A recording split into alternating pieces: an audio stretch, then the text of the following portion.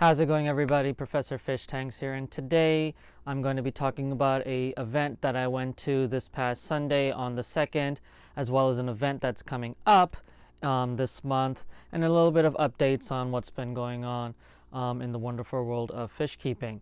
So stay tuned.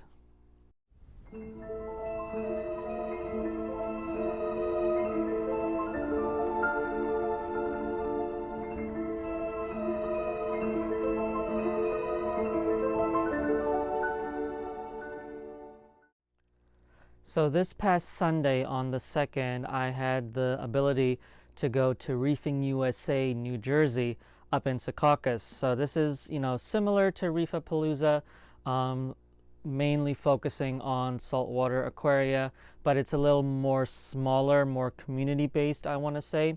And it was a lot of fun. I met a few people who I knew there, either working the show or just visiting.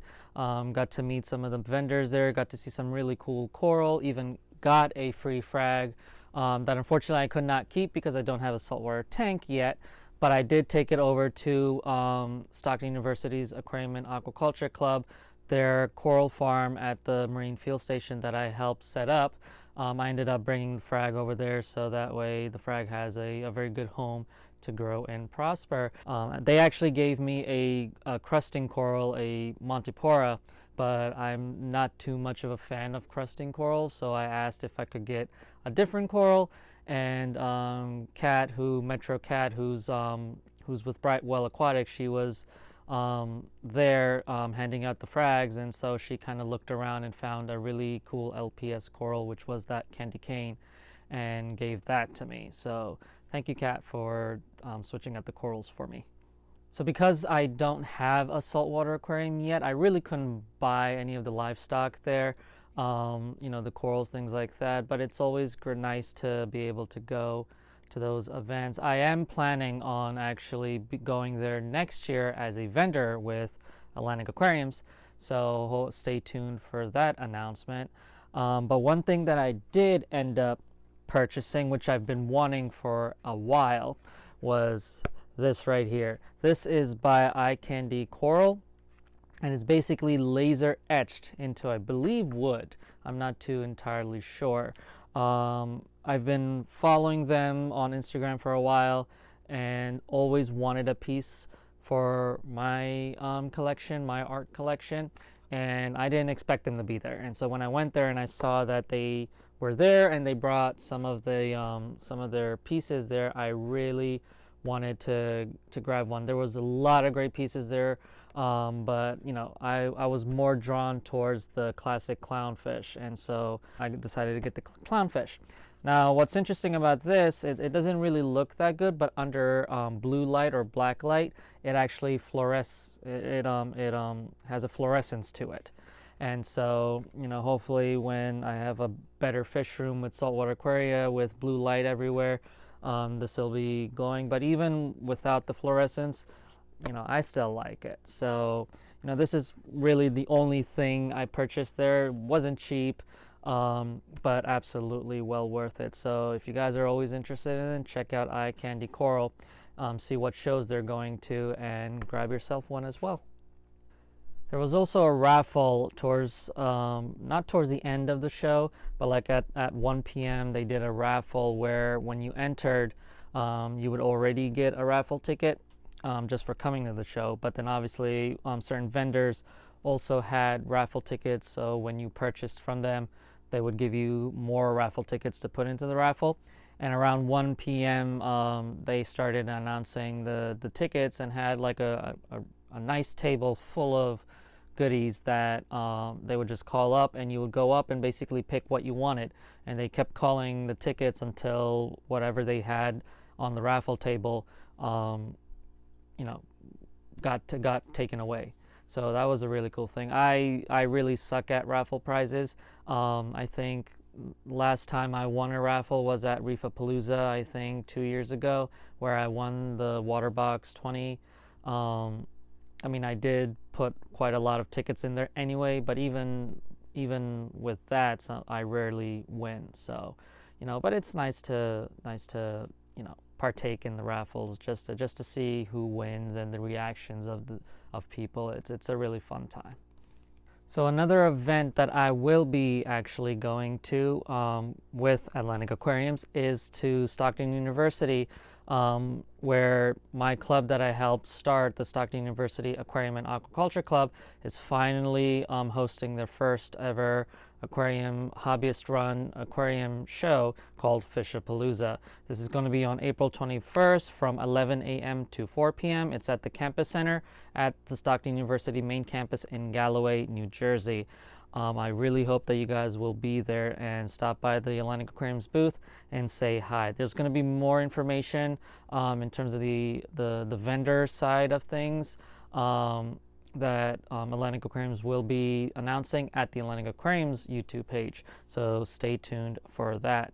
There's going to be saltwater vendors, there's going to be freshwater, a lot of nonprofit organizations, a few clubs of Stockton University will also be there. So if you guys are interested, feel free to stop by. It's free admission. There's no cost to come and visit. There's a free raffle as well.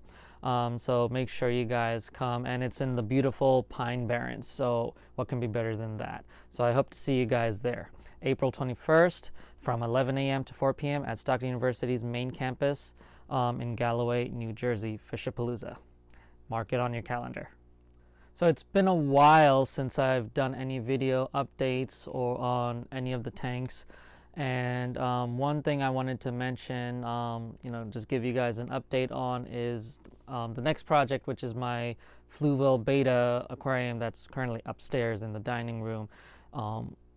When I first set it up, it was doing okay, but unfortunately I kind of blame myself due to neglect of water changes and keeping the algae at bay. It became difficult. There's a lot of blackbeard algae growing on the wood, which I just can't control. It's gotten really annoying, and it's gotten to the point where I've decided to just let it be. The fish are okay.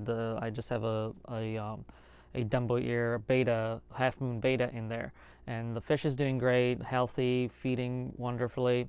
But I really want to start all over. I want to tear it down and do a better aquascape, maybe plant it a little more heavily so that way the plants are taking more of the nutrients and will allow for algae not to grow. I also think that the type of wood I have in there, which is from a eucalyptus tree wood, I believe is what it's called, I think that just was a medium for the blackbeard algae. I might change the wood. I don't know. I'll have to see.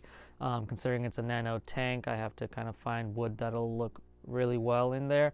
Or maybe I just won't have wood in there. I'll just have a couple of stones and do more of just like a Dutch style aquascape in there. Just make sure it's heavily planted with easy to maintain plants that'll do well in a low light system, and hopefully that'll work very well with it. I'm also going to try my best to keep up with water changes and maintenance. I am going to be following the Tropica 90-day schedule that can be found on their new app, and just make sure that I'm keeping those nutrients low, keeping them enough for the plants to grow, but not the nuisance algae. So stay tuned for a video on that. I'm currently trying to get more materials for that. It's going to be a bit of a process, but that's going to be the next video coming up, is basically just doing a rescape of that tank, because it's a great tank. It's great for betas, and I want to do it justice. And it's my fault for the neglect, but even professional aquarists can get lazy and end up messing up their aquariums. So it is what it is. So that's pretty much it on what I wanted to talk about. It's a fairly short video. Like I said, I apologize for the lack of posting videos.